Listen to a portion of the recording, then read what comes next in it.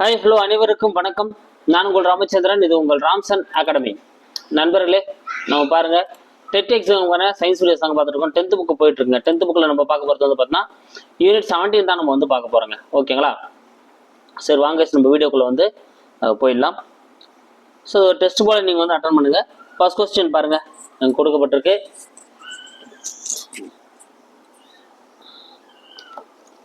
So maximum வந்து இன்னும் 1 or 2 வீடியோஸில் வந்து நம்ம என்ன பண்ணிவிடுவோம், பயாலஜி வந்து நம்ம வந்து 10th புக்கே வந்து முடிச்சு கொடுத்துருவோங்க. ஓகேங்களா? ஸோ நாளைக்கு மேக்ஸிமம் வந்து முடிஞ்சிடும். ஆமாம், ஃபுல் 5 லெசன்ஸாக இருக்குது. ஸோ எவ்வளோ வேகம் முடியுமோ முடிச்சிட வேண்டியது தான். ஓகே கைஸ், ஸோ இப்போ ஒரு கொஸ்டினாக பார்த்துட்டு போகலாம். ஃபர்ஸ்ட் கொஸ்டின் பாருங்கள், இலை உடலை இனப்பெருக்கத்திற்கு எடுத்துக்காட்டு எது?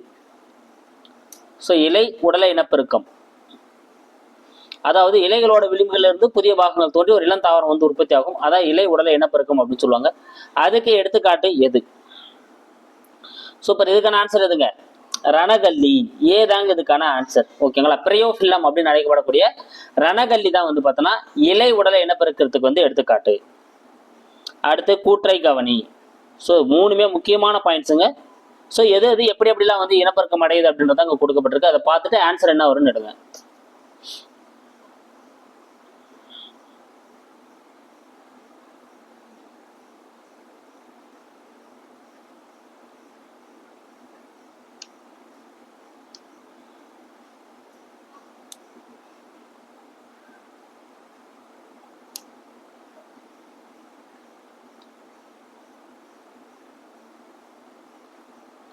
சூப்பர். துண்டாதல். துண்டாதல் மூலமாக இனப்பெருக்கம் செய்யக்கூடிய வந்து ஸ்பைரோகைரா. துண்டாதல் மூலமாக வந்து இனப்பெருக்கம் செய்யக்கூடிய வந்து ஸ்பைரோகைரா. கரெக்ட் தான். பிளத்தல். ஓகேங்களா? ஸோ பிளத்தல் மூலமாக இனப்பெருக்கம் செய்யக்கூடியது வந்து பார்த்தீங்கன்னா அமீபா. பிளத்தல் மூலமாக இனப்பெருக்கம் செய்யக்கூடியது வந்து எதுங்க? அமீபா. ஓகேங்களா? அடுத்து மொட்டு விடுதல் மூலமாக பிளேனேரியா. தவறுங்க. மொட்டு விடுதல் மூலமாக வந்து இனப்பெருக்கம் செய்யக்கூடியது எது அப்படின்னு பார்த்தீங்கன்னா ஈஸ்ட் தான் வந்து மொட்டு விடுதல் மூலமாக இனப்பெருக்கம் செய்யக்கூடியது. பிளனேரியா அப்படின்றது வந்து பார்த்தீங்கன்னா மீளுருவாக்கம் அல்லது இழப்பு மீட்டல் மூலமா வந்து இனப்பெருக்கம் செய்யக்கூடியது. அப்ப இங்க 3வது கூற்று தவறா இருக்கிறதுனால 1, 2 சரி. ஏதா வந்து இதுக்கான சரியான ஆன்சர். அடுத்து மைட்டாசிஸ் மூலம் பிரிதல் அடைந்து 2 ஆண் பாலின செல்களை உருவாக்குபவை எவை? மைட்டாசிஸ் மூலம் பிரிதல் அடைந்து 2 ஆண் பாலின செல்களை உருவாக்குபவை எவை?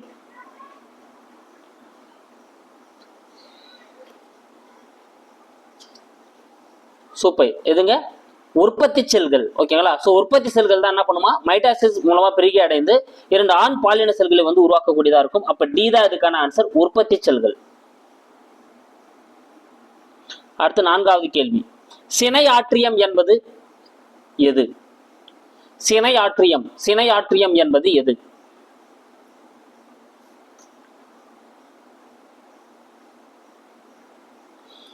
சூப்பர். சூழில் உள்ள பக்கவாட்டு செல்கள். ஸோ சூழ்ல இருக்கக்கூடிய அந்த பக்கவாட்டு செல்கள் தான் எப்படி அழைக்கப்படுது அப்படின்னா சினை ஆற்றியம் அப்படின்னு சொல்லிட்டு அழைக்கப்படுதுங்க. அப்ப பி தான் வந்து இதுக்கான ஆன்சர்.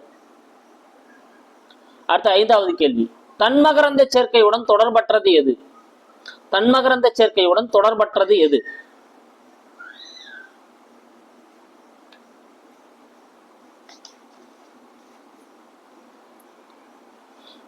சூப்பர். ஸோ மலர்கள் புறக்காரணியை சார்ந்திருக்க தேவையில்லை. ஆமாங்க, மலர்கள் வந்து புறக்காரணியை சேர்ந்திருக்க தேவையில்லை. கரெக்ட் தான். மகரந்த தூர்கள் வீணடிக்கப்படுவதில்லை. இங்க மகரந்த தூர்கள் வந்து வீணாவாது. இதுவும் கரெக்ட் தான். கருவுன் மிகச்சிறியது. ஆமாங்க, கருவுன் வந்து என்னவா இருக்கும்? மிகச்சிறியதா இருக்கும். ஏன்னா அதே தாவரத்துக்குள்ளே வந்து நடக்கிறதுனால. ஓகேங்களா? புதிய வகை தாவரங்கள் உருவாகாது. புதிய வகை தாவரங்கள் உருவாக வாய்ப்பே இல்லைங்க. ஓகேங்களா? அப்ப டி தான் இங்க தவறா இருக்கு. டி தான் அதுக்கான ஆன்சர். அடுத்து கூற்றை கவனி, அயல் மகரந்த சேர்க்கை. ஸோ இங்க அயல் மகரந்தை சார்ந்த மகரந்த சேர்க்கை சார்ந்த 3 கூற்றுகள் தான் கொடுக்கப்பட்டிருக்கு. இதுக்கான ஆன்சர் என்னன்னு பாருங்க.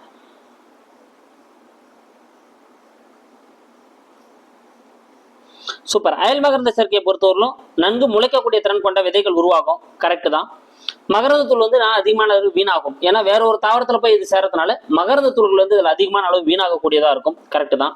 சில தேவையில்லாத பண்புகள் தோன்றுகிறது. ஆமாங்க, இதுல வந்து சில தேவையில்லாத புதிய பண்புகள் வந்து தோன்றக்கூடியதாக வந்து இருக்கும். ஸோ எல்லா பாயிண்ட்டுமே கரெக்ட் தான். அப்ப டி தான் இதுக்கான ஆன்சர். அனைத்துமே சரி.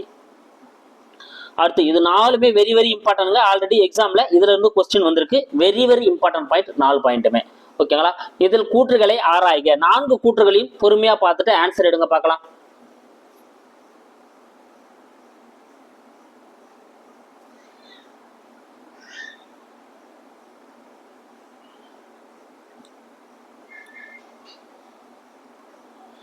சூப்பர், நீங்க நேரம் எடுத்துட்டு இருப்பீங்க.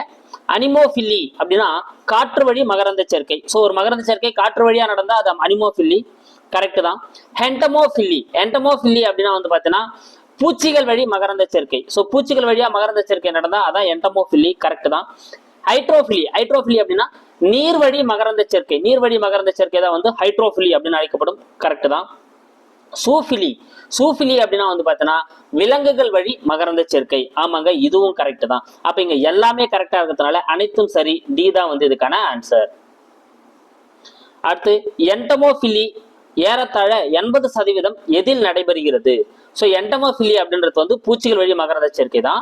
ஸோ அது 80% ஏறக்குறைய எதில் வந்து நடைபெறக்கூடியதா இருக்கு அப்படின்னா 80% தேனீக்களால் தான் வந்து நடைபெறுதுங்க. சி தான் இதுக்கான ஆன்சர்.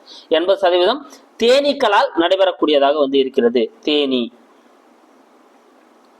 இலவம் பஞ்சு மரத்தில் மகரந்த சேர்க்கை எதன் மூலமாக நடைபெறுகிறது? 9வது கேள்வி பாருங்க. இலவம் பஞ்சு மரத்துல வந்து பாத்தீங்கன்னா அந்த மகரந்த சேர்க்கை எது மூலமா வந்து நடைபெறுது? சூப்பர், இதுக்கான ஆன்சர் எதுங்க?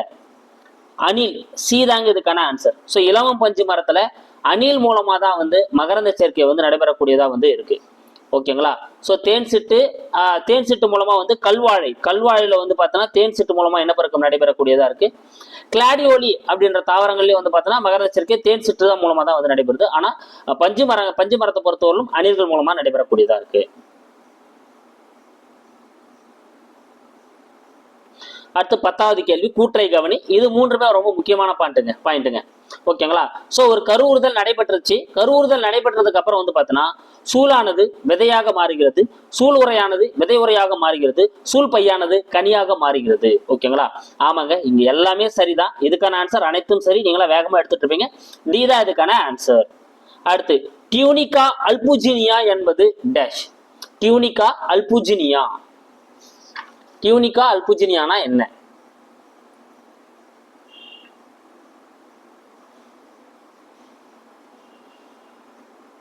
ஸோ டியூனிகா அல்புஜினியா அப்படின்னா என்னன்னு பார்த்தீங்கன்னா ஒவ்வொரு விந்தகம், ஸோ ஆண் இனப்பெருக்க உறுப்பை எடுத்துக்கிட்டோம் அப்படின்னா அதுல இருக்கக்கூடிய ஒவ்வொரு விந்தகத்தையும் சுத்தி ஒரு நாரிழை திசு அடுக்கு வந்து காணப்படுங்க.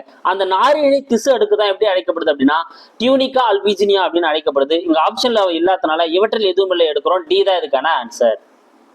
அடுத்து 12வது கேள்வி, விந்தணுவாக்க நிகழ்வை துவக்கும் ஹார்மோனை சுரப்பவை எவை? ஸோ கொஸ்டின் உங்களுக்கு இங்க பாக்குறப்ப புரியாத போல நான் சொல்றப்ப புரிஞ்சிடும். விந்தணுவாக்க நிகழ்வை துவக்கும் ஹார்மோனை சுரக்கக்கூடியவை எவை?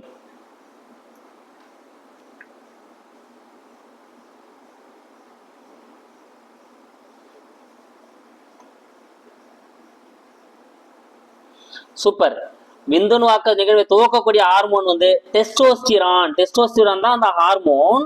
அது எங்க சுரக்கப்படுது அப்படின்னா லீடிக் செல்கள். ஓகேங்களா? அப்ப பி தாங்க இதுக்கான ஆன்சர். ஸோ 2 கொஸ்டினுக்கான ஆன்சர் இதுல இருக்கு. ஸோ அப்போ டெஸ்டோஸ்டிரான் தான் வந்து விந்தணுவாக்க நிகழ்வு துவங்குது. அது எங்க சுரக்கப்படுதுன்னா லீடிக் செல்கள்ல துறக்கப்படுது. அடுத்து 13வது கேள்வி, அண்டத்தில் முதல் நிலை பாலிக்கல்களை உருவாக்குபவை எவை? அண்டத்துல முதல் நிலை பாலிக்கல்கள் உருவாக்குபவை எவை?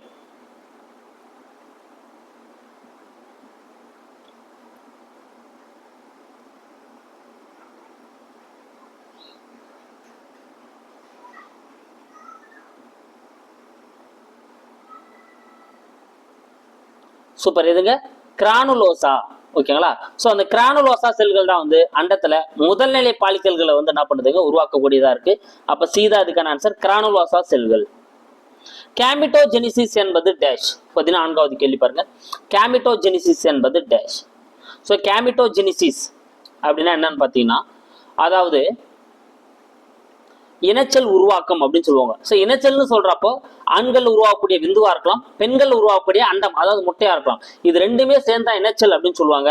அப்ப இங்க இதையும் குறிக்கும் இதையும் குறிக்கும் இதையும் குறிக்கும் அப்படின்றதால அனைத்துமே சரி அப்படின்றத ஆன்சர் டி தான் இதுக்கான ஆன்சர். விந்தணு நகர்வதற்கு தேவையான ஆற்றல் அளிப்பவை எவை? ஸோ விந்தணு வந்து என்ன பண்ணணும், மூவ் பண்ணி தான் போய் அண்டத்தா கூட வந்து சேரணும் இல்லைங்களா? அப்படி விந்தணு மூவ் பண்ணி போய் அது சேரத்துக்கான அந்த ஆற்றல் எனர்ஜி வந்து கொடுக்கக்கூடியவை எவை? சூப்பர், எதுங்க அந்த விந்தணுவோட நடுப்பகுதியில் தான் வந்து மைட்டோகாண்ட்ரியா காணப்படுது. அதான் ரொம்ப முக்கியம். ஸோ எந்த பகுதினா நடுப்பகுதி, அங்க என்ன இருக்கு மைட்டோகாண்ட்ரியா காணப்படுது. அப்போ மைட்டோகாண்ட்ரியா காணப்படுறதுனால தான் அது என்ன பண்ண நகர்ந்து சென்று அது வந்து இணைய முடியுது. அடுத்து 16வது கேள்வி கூற்றை கவனி. அண்டம். ஸோ அண்டம் சார்ந்த 3 கூற்றுகள் வந்து இங்க கொடுக்கப்பட்டிருக்கு. இதுக்கான ஆன்சர் என்ன வரும் பார்த்து எடுங்க பார்க்கலாம். ஸோ அண்டத்தோட அந்த உட்புற படலம், அண்டத்துக்கு வந்து பார்த்தா உட்புற படலம் வந்து எதால் ஆனது அப்படின்னா சோனா பெலிசுடா. ஆமாங்க, சோனா பெலிசுடா அப்படின்ற படலத்தால் ஆனது தான். கரெக்ட் தான். வெளிப்புற தடித்த உரை. ஸோ அண்டத்தோட வெளிப்புறமா இருக்கக்கூடிய அந்த தடித்த உரை வந்து பார்த்தோன்னா கரோனா ரேடியேட்டா. என்னதுங்க? Corona radiata. ஆமாங்க, வெளிப்புறமா இருக்கக்கூடிய தடித்த உரை கரோனா ரேடியேட்டா. இதுவும் கரெக்ட் தான். மேற்புற படலம். ஸோ அண்டத்தில் இருக்கக்கூடிய அந்த மேற்புற படலம் விட்டலின் சவ்வுன்னு அழைக்கப்படும். ஓகேங்களா, ரொம்ப முக்கியங்க. எப்படி அழைக்கப்படும்? விட்டலின் சவ்வு. அது வந்து விட்டலின் சவ்வுன்னு அழைக்கப்படும். அப்ப இங்க 3வது கூற்று தவறா இருக்கிறதுனால 1, 2 சரி. ஏதான் வந்து இதுக்கான ஆன்சர். அடுத்து 17வது கேள்வி. பெண் இனப்பெருக்க ஹார்மோனுடன் தொடர்பற்றது எது? சோ பெண் இனப்பெருக்க ஹார்மோனுடன் தொடர்பற்றது எது?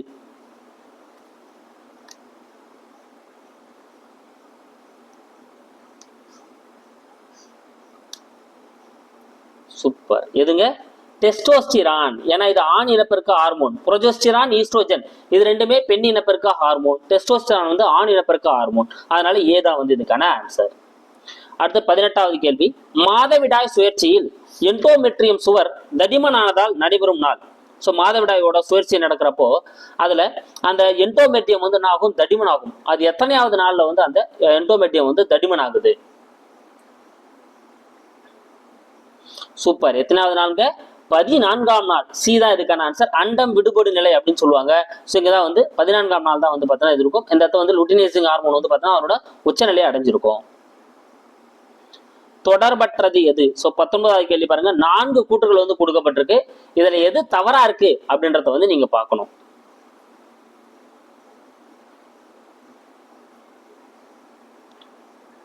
சோ பொறுமையா படிச்சு ஆன்சர் எடுங்க.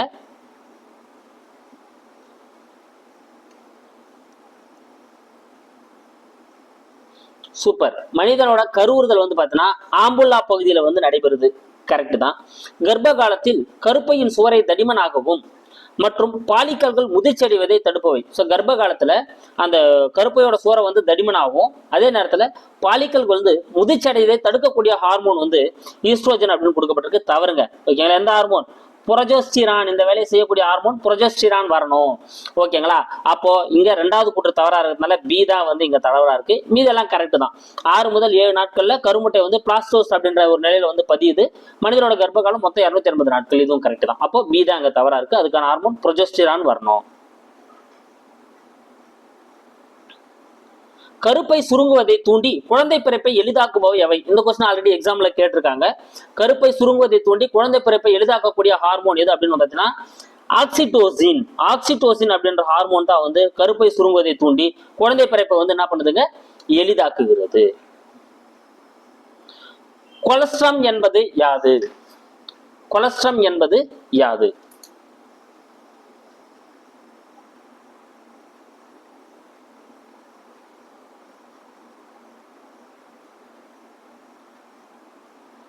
சூப்பர். கொலஸ்ட்ரம் என்னதுங்க? சீம்பால். சி தாங்க இதுக்கான ஆன்சர். கொலஸ்ட்ரம் அப்படின்னா வந்து பார்த்தீங்கன்னா சீம்பால். சீம்பால் தான் வந்து கொலஸ்ட்ரம்.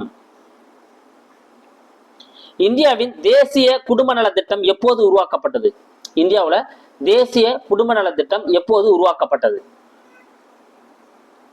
சூப்பர். 1952. பி தாங்க இதுக்கான ஆன்சர். 1952. 1952 தான் வந்து தேசிய குடும்ப நல திட்டம் வந்து உருவாக்கப்பட்டது.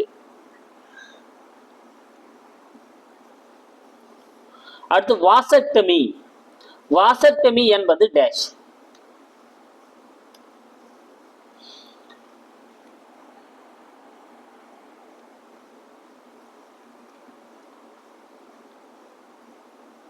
சூப்பர்.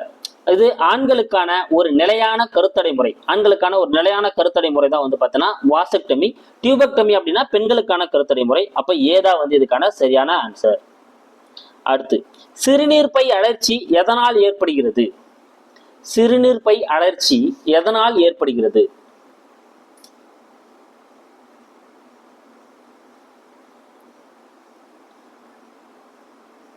சூப்பர். சிம்போட்டோமெட்டிக் அப்படின்னு சொல்லுவாங்க. அது எதால ஏற்படுதுங்க? பாக்டீரியா. பி தான் இதுக்கான ஆன்சர். ஸோ பாக்டீரியாவால தான் வந்து அது ஏற்படுகிறது. அடுத்து மாதவிடாய் சுகாதார நாளாக கொண்டாடப்படுவது. மாதவிடாய் சுகாதார நாளா எந்த நாளா கொண்டாடுறாங்க? சூப்பர். மாதவிடாய் சுகாதார நாளா? மே 28. சி தாங்க இதுக்கான ஆன்சர். மே 28 தான் மாதவிடாய் சுகாதார நாளாக கொண்டாடப்படுகிறது. அடுத்து, இலைகள் மூலம் இனப்பெருக்கம் செய்யும் தாவரம் எது? இது புக் பேக் கொஸ்டின் தான், இதெல்லாம் வேக வேகமா எடுத்துருவீங்க. சோ இலைகள் மூலமாக இனப்பெருக்கம் செய்யும் தாவரம் எது? சூப்பர். எதுங்க? பிரயோஃபில்லம். டி தாங்க இதுக்கான ஆன்சர். சோ பிரயோஃபில்லம் தான் வந்து இலைகள் மூலமாக இனப்பெருக்கம் செய்யக்கூடிய ஹார்மோன், சாரி தாவரம் பிரயோஃபில்லம். 27வது கேள்வி பாருங்க. சின்கேமியின் விளைவால் உருவாவது எது? சின்கேமி. சின்கேமி அப்படின்ற விளைவால உருவாகக்கூடியது எது? சூப்பர். எதுங்க? சைக்கோட், அதாவது கருமுட்டை. கருமுட்டை தான் வந்து என்ன பண்ணுதுன்னா சின்கேமியின் அப்படின்ற விளைவால வந்து உருவாக்கக்கூடியது. ஓகேங்களா? அடுத்து 28வது கேள்வி. ஈஸ்ட்ரோஜனை உற்பத்தி செய்பவை எவை? ஈஸ்ட்ரோஜன். ஈஸ்ட்ரோஜன் எதனால் உற்பத்தி செய்யப்படுகின்றன? சூப்பர். எதுங்க? கிராஃபியன் பாலிக்கல்கள். சி தாங்க இதுக்கான ஆன்சர். ஸோ இது புக் பேக் கொஸ்டின் தான் கொஞ்சம் நான் வேகமா ஆன்சர் சொல்றேன், நீங்க டக்கு டக்குன்னு எடுத்துருவீங்கன்னு. கிராஃபியன் பாலிக்கல்கள் தான் வந்து ஈஸ்ட்ரோஜனை உற்பத்தி செய்கின்றன. அடுத்த கொஸ்டின்.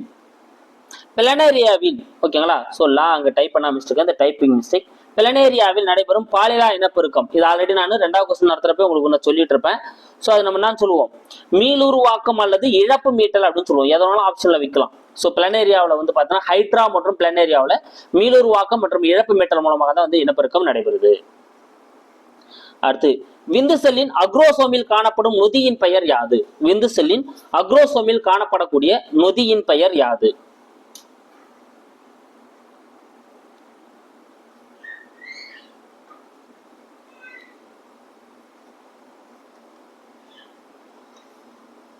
சூப்பர். எதுங்க?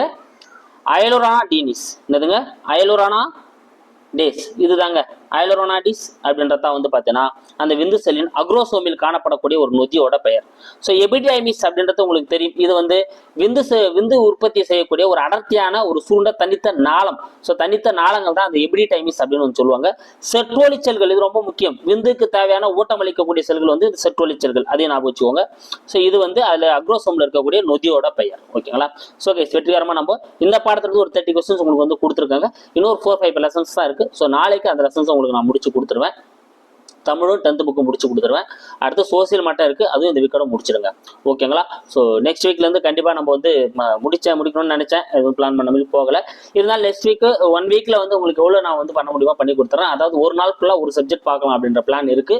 அதை பத்தி நான் உங்களுக்கு வந்து வீடியோல அப்டேட் பண்றேன். ஓகேங்களா? So thank you guys. அடுத்த வீடியோல வந்து நான் உங்களை சந்திக்கிறேன். நம்ம சேனலுக்கான புதுசாக வந்து நம்ம சேனலை சப்ஸ்கிரைப் பண்ணிக்கோங்க. கூட பக்கத்துல இருக்கிற பெல் பண்ணி கிளிக் பண்ணி நோட்டிஃபிகேஷன் ஆல் அப்டேட்டையும் கொடுத்துக்கோங்க. Thank you guys.